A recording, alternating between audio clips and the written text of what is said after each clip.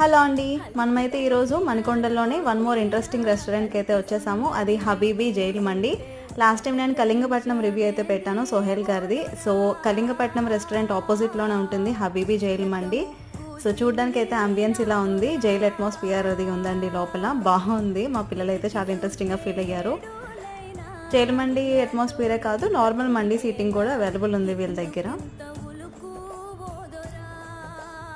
So వాళ్ళు starting మనకి soup అయితే ఇచ్చారు, సూప్ కూడా చాలా టేస్టీగా ఉంది. ఈవెన్ స్టార్టర్స్ అండ్ మేము ఫిష్ మండి అయితే ఆర్డర్ చేసాము, రెండు కూడా చాలా బాగున్నాయి. చికెన్ స్టార్టర్ ఒకటి, ఫిష్ మండి ఒకటి ఆర్డర్ చేసాము.